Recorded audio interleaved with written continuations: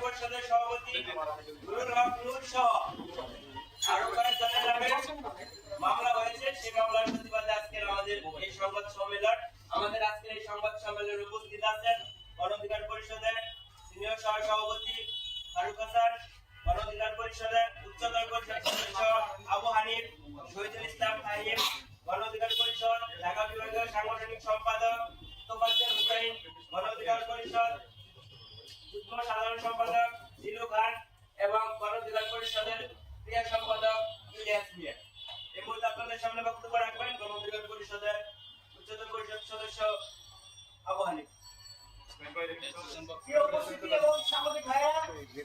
আপনারা জানেন যে বিগত সময়ে যে ফ্যাসিবাদ বিরোধী লড়াই সংগ্রামে অগ্রণী ভূমিকা পালন করেছে জাতীয় সাবেক বিপি নুরুল হক নূর। আপনারা জানেন যে এই আকস্মিক চরিত্রের নাম হচ্ছে নুরুল হক নূর, যার নামে গতকালকে মিথ্যা বানোয়াট এবং হয়রানিমূলক একটি মামলা হয়েছে।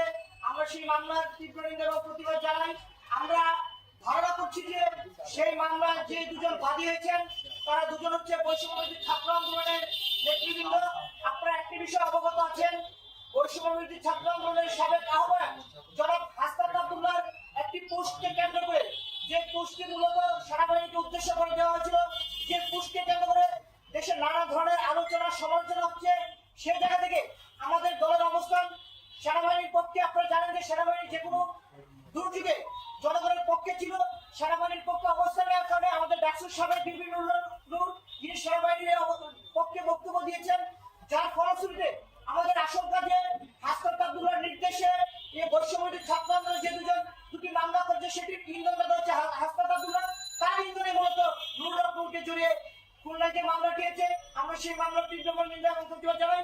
আমাদের এই মামলার বিষয়ে দলের পক্ষ থেকে লিখিত বক্তব্য পাঠ করবেন দলের মুখপাত্র জনাব ফারুক হাসান। সংগ্রামী ভাই বোনেরা, আপনাদের সামনে বক্তব্য রাখছেন গণ অধিকার পরিষদের উচ্চতর পরিষদ সদস্য আবু হানিফ। আপনারা ইতিমধ্যে লক্ষ্য রাখবেন, খুলনাতে যিনি বাদী হয়ে মামলা করেছে তার যদি একটু অতীত ইতিহাস দেখেন এবং তার বিভিন্ন ছবিগুলো দেখেন, তিনি সাবেক ছাত্রলীগের কর্মী ছিলেন এবং ছাত্রলীগের এবং আওয়ামী লীগের কর্মী ছিলেন। তো আমরা এই মুহূর্তে আপনাদের সামনে বক্তব্য রাখবেন গণ অধিকার পরিষদের মুখপাত্র ফারুক হাসান। আসসালামু আলাইকুম প্রিয় সাংবাদিকবৃন্দ, শুরুতে আমি লিখিত বক্তব্য আজকের এই সংবাদ সম্মেলনে পাঠ করছি, তারপরে আমরা বিস্তারিত যাব। 25/3/2025 গণ অধিকার পরিষদের সভাপতি ও ডাকসুর সাবেক ভিপি জননেতা নুরুল হক নূর সহ দলের 6 জন নেতার নামে মিথ্যা মামলার প্রতিবাদে গণ অধিকার পরিষদের জরুরি সংবাদ সম্মেলন। খুলনায় গণ অধিকার পরিষদের সভাপতি জনাব নুরুল হক নূর ও দলের 6 জন নেতার নামে মিথ্যা ও বানোয়াট মামলা দায়ের করেছে বৈষম্য বিরোধী ছাত্র আন্দোলন ও নাপার তথাকথিত 2 নেতা। ভিত্তিহীন এই মামলা দুটির বিষয়ে আমরা গণ অধিকার পরিষদ তীব্র নিন্দা ও প্রতিবাদ জানাচ্ছি। গণ অধিকার পরিষদের সভাপতি জনাব নুরুল হক নূর জুলাই আগস্ট গণঅভ্যুত্থানের একজন অগ্রসৈনিক এবং মহানায়ক।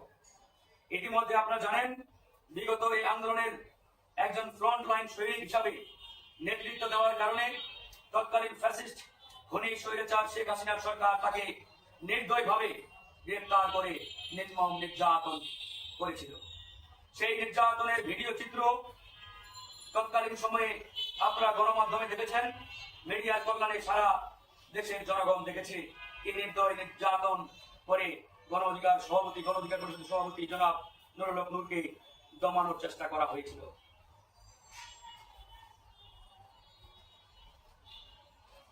আমরা গভীর উদ্বেগের সাথে লক্ষ্য করছি, তৎকালীন স্বৈরশাসক শেখ হাসিনা যেমন তথ্য প্রমাণ ছাড়াই বিগত সময়ে রাজনৈতিক নেতৃবৃন্দের নামে মিথ্যা, বানোয়াট এবং ভিত্তিহীন মামলা দায়ের করতেন, ঠিক একই কায়দায় বিপ্লব পরবর্তী এই দ্বিতীয় স্বাধীন সার্বভৌম বাংলাদেশে কিছু তথাকথিত সমন্বয় পরিচয়ধারী ছাত্র নেতা এই মামলাবাজিতে মেতে উঠেছেন। তার এই ধারাবাহিকতায় খুলনায় সে তথাকথিত সমন্বয়ক নামধারী ছাত্র নেতারা গণ অধিকার পরিষদের সভাপতি জনাব নুরুল হক নূর সহ গণ অধিকার পরিষদের 6 জন নেতার নামে এরকম মিথ্যা ভিত্তিহীন বানোয়াট 2টি মামলা তারা দায়ের করেছে। গণ অধিকার পরিষদ আপনারা জানেন রাজপথে আন্দোলন সংগ্রামের মধ্য দিয়ে গড়ে ওঠা একটি রাজনৈতিক দল। বিগত জুলাই আগস্ট গণ অভ্যুত্থানে গণ অধিকার পরিষদ রাজপথে সক্রিয় ভূমিকা রেখেছে এবং এই আন্দোলন করতে গিয়ে গণ অধিকার পরিষদের 12 জন নেতা কর্মী জীবন দিয়েছেন, তাদের তাজা রক্ত তারা রাজপথে ঢেলে দিয়েছেন। তারপরেও তারা সেই তৎকালীন স্বৈরাচার আওয়ামী লীগের কাছে মাথা নত করেন নাই। গণ অধিকার পরিষদ রাজপথে আন্দোলন সংগ্রামের মধ্য দিয়ে ফ্যাসিবাদী আওয়ামী সরকারের রক্ত চক্ষুকে উপেক্ষা করে শেখ হাসিনার জালিম তন্ত্রকে বাংলাদেশ থেকে উৎখাত করেছে।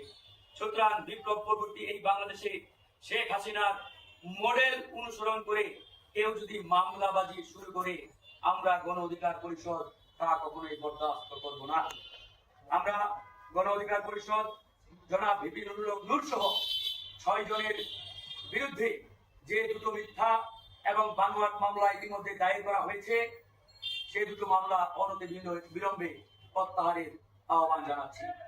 একই সাথে খুলনা সদর থানার ভারপ্রাপ্ত কর্মকর্তা জনাব মোহাম্মদ মাসুমকে খুলনা সদর থানা থেকে প্রত্যাহারের দাবি জানাচ্ছি। কারণ তিনি কোনো প্রকারের তথ্য প্রমাণ ছাড়াই কিভাবে এরকম একটি ভিত্তিহীন মামলা রুজু করলেন এবং গ্রহণ করলেন সেটি আজকে জনমনে ইতিমধ্যে প্রশ্ন হয়ে দেখা দিয়েছে। একজন থানার ভারপ্রাপ্ত কর্মকর্তা কখনোই তথ্য প্রমাণ ছাড়া বানোয়াট কোনো মামলা রুজু করতে পারেন না।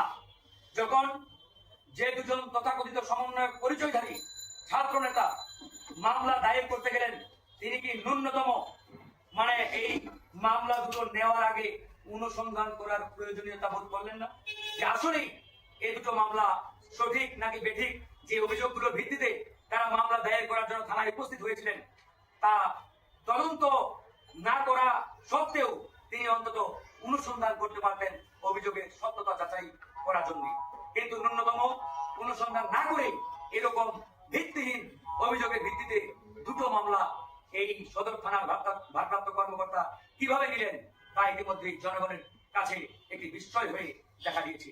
এজন্য আমরা খুলনা সদর থানার ভারপ্রাপ্ত কর্মকর্তা জনাব মাসুম সাহেবকে অনতি বিলম্বে খুলনা সদর থানা থেকে প্রত্যাহারের আমরা দাবি জানাচ্ছি। গত জুলাই আগস্ট বিপ্লবে 2000 ছাত্র জনতা জীবন দিয়েছে। 2000 ছাত্র জনতা রক্তের বিনিময়ে অর্জিত এই বাংলাদেশে সেই ফ্যাসিবাদী হাসিনার মডেল অনুসরণ করে কেউ যদি মামলাবাজি ধান্দাবাজি করার চেষ্টা করে আমরা গণ অধিকার পরিষদ তাদের বিরুদ্ধে প্রতিরোধ করে তোলার জন্য প্রস্তুত রয়েছি। আমরা বিগত হাসিনার কাছে মাথা নত করি নাই। বিগত ফ্যাসিবাদী খুনি স্বৈরাচার শেখ হাসিনা বারবার চেষ্টা করেছে গণ অধিকার পরিষদকে দমানোর জন্য, গণ অধিকার পরিষদকে আটকানোর জন্য। আপনারা ইতিমধ্যে অবগত। গণ অধিকার পরিষদের নামে এবং গণ অধিকার পরিষদের সভাপতি জনাব নুরুল হক নূরের নামে প্রায় 30টির অধিক মামলা দায়ের করা হয়েছিল দেশের বিভিন্ন জেলায় এবং আমাদের সভাপতি জনাব নুরুল হক নূরের উপরে 22 বার হামলা চালানো হয়েছিল। তারপরেও কিন্তু আমাদেরকে শেখ হাসিনা আটকাতে পারে নাই, দমাতে পারে নাই। তাই আমরা স্পষ্ট করে বলতে চাই, শেখ হাসিনার দোসরদের ডানে বামে নিয়ে গণ অধিকার পরিষদের দিকে কেউ যদি রক্ত চক্ষু নিয়ে তাকানোর চেষ্টা করে আমাদের নেতা কর্মীরা তাদের রক্ত চক্ষু উপড়ে ফেলার জন্য প্রস্তুত রয়েছে। আমরা স্পষ্ট করে বলতে চাই, আমরা প্রতিহিংসা কিংবা হানাহানির রাজনীতিতে বিশ্বাসী নয়।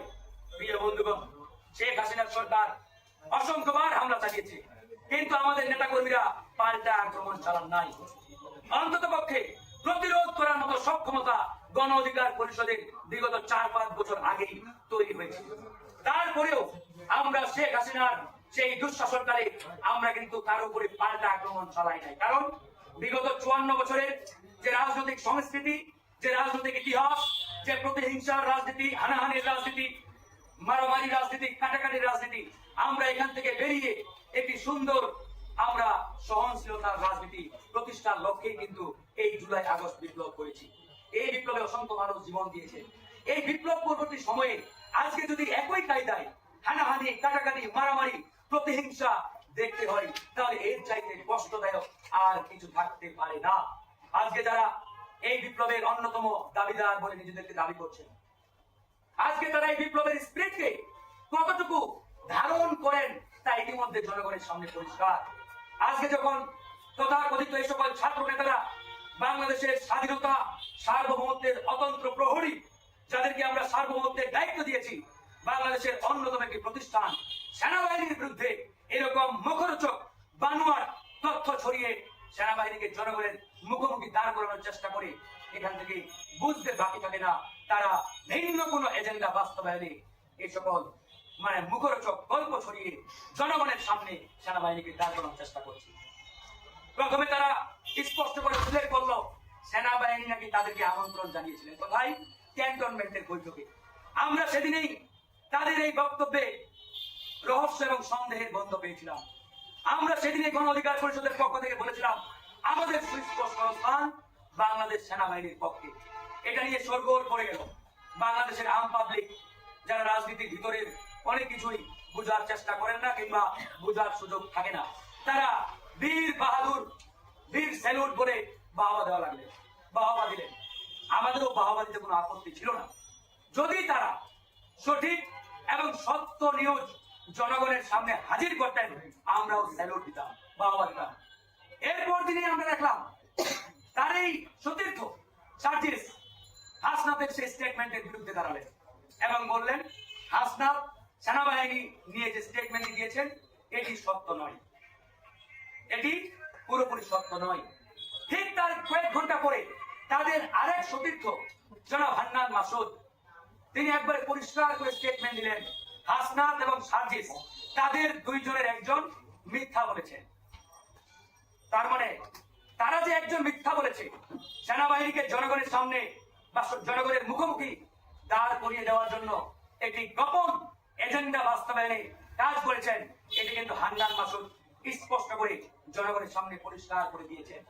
আমরা আজকে তাদেরকে প্রশ্ন করতে চাই, তারা যেদিন সেই ক্যান্টনমেন্টের বৈঠকে তাদের সউদ্যোগে গিয়েছিলেন, ইতিমধ্যে সেনাবাহিনী থেকে পরিষ্কার করা হয়েছে সেনাবাহিনীর উদ্যোগে কোনো মিটিং হয় নাই, বরং ওই দুজন ছাত্র নেতার আগ্রহের পরিপ্রেক্ষিতে তারাই ক্যান্টনমেন্টে গিয়েছিলেন, সেখানে সেনা প্রধান দেখা করেছেন। তার মানে ওই বৈঠকটি বা ওই মিটিংটি বা ওই সাক্ষাৎটি শুধুমাত্র এদের আগ্রহের কারণেই হয়েছে, অর্থাৎ এরাই স্ব-উদ্যোগে অযাচিত ভাবে বলা যায় ক্যান্টনমেন্টে গিয়েছেন এবং সেনা প্রধানের সাথে সাক্ষাৎ করেছেন। তারপরে জনগণের সামনে 12 দিন পরে সে মিথ্যাচার করেছে। এখন আমি তাদেরকে প্রশ্ন করতে চাই, আপনি যখন সেই মিটিং এ যান, আপনি কি জনগণের মতামত দিয়ে গিয়েছিলেন? আপনারা তো দাবি করেন যে আপনারা জনগণের প্রতিনিধি, জনগণের সেবক, জনগণের ছাত্র নেতা, তাহলে আপনারা এরকম একটা গুরুত্বপূর্ণ মিটিং এ যাবেন, জনগণের মতামত দিবেন না যে আমরা ক্যান্টনমেন্টে যাচ্ছি, আপনারা কি বলেন যাওয়া ঠিক হবে কিনা, ইত্যাদি ইত্যাদি বলে নেন। ভালো কথা, মিটিং শেষ করে যখন হলেন, বের হওয়ার পরেও তারা জনগণের সামনে এই বিষয়টি পরিষ্কার করতে পারতেন যে আমরা ক্যান্টনমেন্টে গিয়েছিলাম, অমুক বিল্ডিং এ অমুক কর্মকর্তার সাথে বা অমুক অফিসারের সাথে মিটিং হয়েছে, এখানে আমাদেরকে এরকম রিফাইন্ড আওয়ামী লীগ বাংলাদেশে পুনর্জন্ম দেওয়ার জন্য আমাদেরকে চাপ দিচ্ছে, আমরা রাজি হই নাই, আপনারা জনগণ বলুন আমাদের কি করণীয়। তারা কিন্তু সেটা বলেন। কখন বললেন? 12 দিন পরে। এই 12 দিন পরে হাসনাত কেন পোস্ট দিয়েছিলেন বা জনগণের সামনে সেনাবাহিনীর এই বিষয়টি সামনে নিয়ে আসলেন, আপনারা হয়তো অনেকেই জানেন না, আমি আজকে পরিষ্কার করে দিচ্ছি। আমি চ্যালেঞ্জ দিয়ে বলতে পারি, মাননীয় প্রধান উপদেষ্টা যেদিন আওয়ামী লীগ নিষিদ্ধের বিষয়ে সরকারের অবস্থান পরিষ্কার করে দিলেন, ঠিক সেদিনই হাসনাত আব্দুল্লাহ এই স্টেটমেন্টটি দিয়েছিলেন। যদি প্রধান উপদেষ্টা আওয়ামী লীগের প্রশ্নে সরকারের অবস্থান পরিষ্কার না করতেন, হাসনাত আব্দুল্লাহ এই ঘটনা জনগণের সামনে আনতেন না। I can challenge. কারণ যেদিন প্রধান উপদেষ্টা বললেন আওয়ামী লীগের নিষিদ্ধের প্রশ্নে এই সরকারের কোনো ইচ্ছা নেই, অর্থাৎ আওয়ামী লীগকে নিষিদ্ধ করবার কোনো ইচ্ছা এই অন্তর্বর্তীকালীন সরকার নেই, এই বক্তব্য দেওয়া মানে এই সরকারের প্রত্যেকটা স্টেক হোল্ডারের একই বক্তব্য। অর্থাৎ এই সরকারে ইতিমধ্যে জাতীয় নাগরিক পার্টির যে দুইজন প্রতিনিধি রয়েছেন, জনাব মাহফুজ আলম এবং আসিফ মাহমুদ সজীব ভুইয়া, তাদের দুইজনের বক্তব্য এটি। তারা যেহেতু একটি নির্দিষ্ট রাজনৈতিক দলের প্রতিনিধি, সুতরাং তাদের রাজনৈতিক দলেরও অবস্থান প্রকারান্তরে সেটি। এই স্টেটমেন্টের পরেই জনগণের মধ্যে তীব্র একটা ক্ষোভের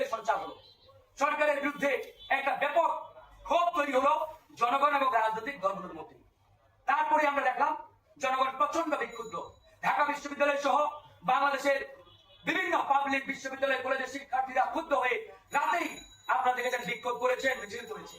আমরা গণ অধিকার পরিষদ সাথে সাথে রাজপথে নেমে বিক্ষোভ করেছি এই সিদ্ধান্তে বা এই বক্তব্যের প্রতিবাদে। যখন নাপার নেতারা দেখেন আরে আমাদের তলানিতে জনপ্রিয়তা নামছে বা জনগণ আমাদের বিরুদ্ধে চলে যাচ্ছে, জনগণের সিম্প্যাথি আদায় করতে হবে, জনগণের এই সস্তা সিম্প্যাথি আদায়ের লক্ষ্যেই মূলত তারা এরকম একটি গুরুত্বপূর্ণ ইস্যু সামনে এনেছেন ভবিষ্যৎ কনসিকুয়েন্সের চিন্তা না করে। তারা যদি বিচক্ষণ ছাত্ররা হয়ে থাকতেন বা হতেন, কখনোই এরকম আন্ডার টেবিল আলোচনার কোনো বিষয় 12 দিন পরে জনগণের সামনে হাজির করতেন না। আর তাদের যদি সৎ উদ্দেশ্য, সৎ নিয়াত থাকতো, তারা যেদিন মিটিংটি হয়েছিল সেই মিটিং এর আগে কিংবা পরে জনগণের সামনে এই ইস্যুটি হাজির করতেন। সুতরাং 12 দিন পরে এই ইস্যুটি জনগণের সামনে নিয়ে আসা মানে তাদের উদ্দেশ্য কখনোই সৎ ছিল না। তারা অসৎ উদ্দেশ্য নিয়েই তারা জনগণের সামনে 12 দিন পরে এই ইস্যুটি নিয়ে আসছে। আজকে সেনাবাহিনী নিয়ে জনগণের মধ্যে একটা নেতিবাচক ধারণা তৈরির চেষ্টা করা হচ্ছে। আমরা স্পষ্ট করে বলেছি, সেনাবাহিনী বাংলাদেশের গর্বিত একটি প্রতিষ্ঠান। এই সেনাবাহিনীর সদস্যরা গত জুলাই আগস্ট বিপ্লবে জনগণের পাশে না দাঁড়ালে খুনি হাসিনা বাংলাদেশ থেকে পালিয়ে যেতেন কিনা এটাও কিন্তু একটা সন্দেহের বিষয়। হ্যাঁ, সেনাবাহিনীর আপার লেভেলে 2-1 জন কর্মকর্তা যারা দুর্নীতির সাথে জড়িত, ভিনদেশি এজেন্ডা বাস্তবায়নকারী, তাদের বিরুদ্ধে আমাদের করা অবস্থা। কিন্তু আপনি পুরো ডিপার্টমেন্ট, পুরো প্রতিষ্ঠানকে জনগণের সামনে দাঁড় করানোর হিত চেষ্টা করবেন, ষড়যন্ত্রের জাল বুনবেন, এটা কোন অধিকার পরিষদ কখনোই বরদাস্ত করবে না। তাই আমরা অনতিবিলম্বে এই ঘটনা জনগণের সামনে পরিষ্কার করবার জন্য হাসনাত এবং সার্জিসকে আইনের আওতায় নিয়ে আমরা এই ঘটনার একটি সঠিক রহস্য উন্মোচনের এই সরকারের কাছে দাবি জানাচ্ছি।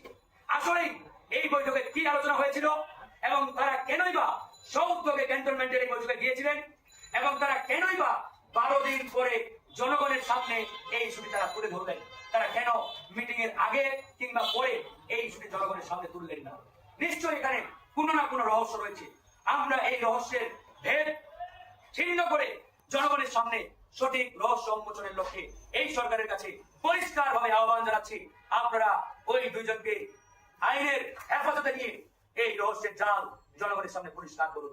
অন্যথায় আজকে সেনাবাহিনী এবং জনগণ যেভাবে মুখোমুখি দাঁড় করানো হয়েছে, এর পুরো দায়ভার এই 2 জন ছাত্রনেতা এবং তাদের যে রাজনৈতিক সংগঠন নাপা তাদেরকে নিতে হবে। আজকে তারা বলছে সেনাবাহিনী এবং জনগণকে মুখোমুখি দাঁড় করানোর চেষ্টা করছে। এর চাইতে ভণ্ডামিক কথা আর কি হতে পারে? ওই কোন রাজনৈতিক দল সেনাবাহিনীর বিরুদ্ধে বা এরকম উদ্ভট মন্তব্য করে নাই, বিএনপি করে নাই, জামাত ইসলাম করে নাই, ইসলামী আন্দোলন করে নাই, গণ অধিকার পরিষদ করে নাই। তারা করলোটাকে করেছে তারাই করে আবার তারাই এরকম বক্তব্য দিচ্ছে। তো সুতরাং এই রহস্যগুলো আজকে উন্মোচন করতে হবে। আমাদের খুলনায় আমাদের ভিপি নুরের নামে যে মামলা, এই মামলাটির পিছনেও ইন্ধন রয়েছে এই সরকারে যে 2 জন তথাকথিত ছাত্র প্রতিনিধি, এদেরকে আর ছাত্র প্রতিনিধি বলার কোনো সুযোগ নেই। কারণ এরা যেদিন রাজনৈতিক দল গঠন করে সেদিনেই তাদের দলের নব নিযুক্ত আহ্বায়ক জনাব নাহিদ ইসলাম বলেছিলেন, আজকের পর থেকে বৈষম্য বিরোধী আন্দোলন বলে আর কোনো ব্যানার এক্সিস্ট করবে না। অর্থাৎ সেদিনেই এই বৈষম্য বিরোধী আন্দোলনের নামের যে ব্যানার, এটির বিলুপ্তি ঘটনা বিলুপ্ত হয়ে গেছে। সুতরাং এরপরে কেউ যদি এই নাম ব্যবহার করে কোথাও কোনো ধরনের মাতব্বরি, চাঁদাবাজি, মামলাবাজি করার চেষ্টা করে, আমি জনগণকে বলবো তাদের বিরুদ্ধে আপনারা রুখে দাঁড়াবেন, একবারই রুখে দাঁড়াবেন। কারণ যে ব্যানারটি ইতিমধ্যে বিলুপ্তি ঘটেছে, সেই ব্যানারের নামে চাঁদাবাজি, মামলাবাজি করা হবে আর আমরা চোখ বুঝে সহ্য করবো, এটা হতে পারে না। তো এই ঘটনাটি এই জন্য সামনে নিয়ে আসছি। গত কয়েকদিন আগে আপনারা জানেন, সংবাদ সম্মেলন করে আমরা এই 2 জন নাগরিক পার্টির প্রতিনিধি এই সরকারে যারা রয়েছেন, আসিফ মাহমুদ সচিব ভুইয়া এবং মাহফুজ আলমের পদত্যাগে 15 দিনের সময় দিয়েছি সরকারকে। আমাদের ধারণা এই 2 জন সরকারের প্রতিনিধি ক্ষুব্ধ হয়ে আমাদের দলের সভাপতি জনাব নুরের নামে তাদের 2 জন তথাকথিত ছাত্র নেতাকে দিয়ে খুলনায় এই 2টি মিথ্যা বানোয়াট মামলা রুজু করিয়েছে। আমরা আবারও বলছি, এসব মিথ্যা বানোয়াট মামলা দিয়ে হাসিনা গণ অধিকার পরিষদ ভিপি নুরকে আটকাতে পারে নাই, দমাতে পারে নাই। আর আপনারা তো সবে মাত্র রাজনীতির মাঠে পয়দা নিয়েছেন। আমরা আপনাদের ভালো চাই, সফলতা চাই, কিন্তু আপনারা নিজেরাই নিজেদের সফলতা চান না, নিজেরাই নিজেদের পায়ে কুড়াল মারছেন। সুতরাং আজকে জনগণের কাছে পরিষ্কার, আপনারা যে নতুন রাজনীতির বন্দোবস্তের কথা বলে ভণ্ড বন্দোবস্ত বাস্তবায়নের চেষ্টা করছেন, এটি কিন্তু আর জনগণের কাছে বুঝতে তাদের কোনো কষ্ট হয় না। একবারই পরিষ্কার, জনগণ আপনাদের নিয়ে সফল হওয়ার স্বপ্ন দেখেছিল, কিন্তু আপনারা সেদিকে যেতে পারেন নাই। তো যাই হোক বন্ধুগণ, আমরা কথা বাড়াতে চাই না। আজকে যে লিখিত বক্তব্য এটি আমরা গণমাধ্যমের বন্ধুদের দিয়ে দেবো। আমি আবারও বলছি, এই দুটো মামলা অনতি বিলম্বে প্রত্যাহার করতে হবে এবং খুলনা সদর থানার ভারপ্রাপ্ত কর্মকর্তা জনাব মাসুদকে অনতি বিলম্বে খুলনা থানা থেকে প্রত্যাহার করতে হবে। অন্যথায় গণ অধিকার পরিষদ আলোচনা করে অতি শীঘ্রই রাজনৈতিক কর্মসূচি ঘোষণা করবে। এই যে পঞ্চভিত্তিক কার্যালয়টা নিয়ে ঝামেলা, এই কার্যালয়টা মূলত কাদের? আর 18 মার্চ আসলে আপনাদের সঙ্গে বৈষম্য বিরোধী ছাত্র আন্দোলনের কি ঘটেছে? পঞ্চবিধি যে ক্লাবটি, এই ক্লাবটি অতীতে কাদের ছিল আমরা সঠিক জানি না। খুব সম্ভবত এটি আমাদের জেলা প্রশাসকের মাধ্যমে উনাদের আন্ডারে এই ক্লাবটি হয়েছে। এই ক্লাবটি আমরা যতটুকু জানি, এর আগে একটি গ্রুপ জোর করে দখল করে রেখেছিল এবং দীর্ঘদিন ধরে সেখানে নানান অসামাজিক কার্যকলাপ প্রতিনিয়ত চলমান থাকতো এবং সন্ধ্যা হলে মাদক সেবীদের আখড়ায় পরিণত হতো এই ক্লাব।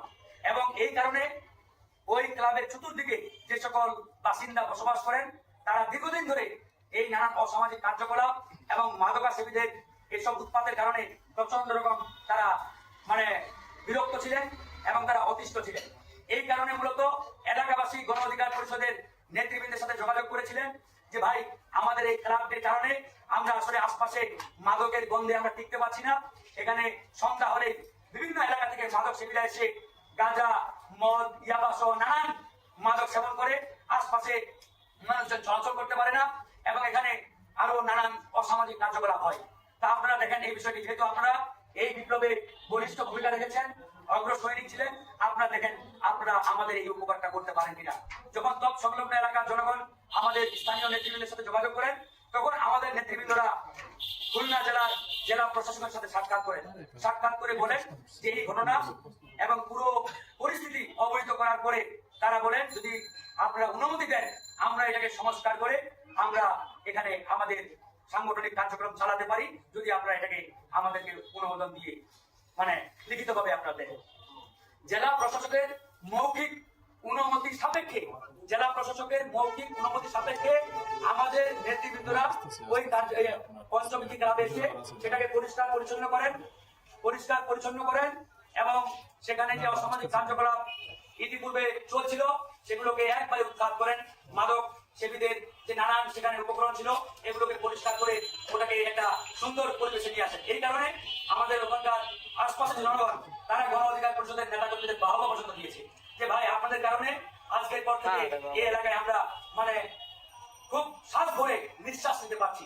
কারণ বিগত সময়ে আমরা নিঃশ্বাসও ঠিক মতো নিতে পারতাম না, শুধুমাত্র এই মাদক সেবীদের আখড়া হওয়ার কারণে।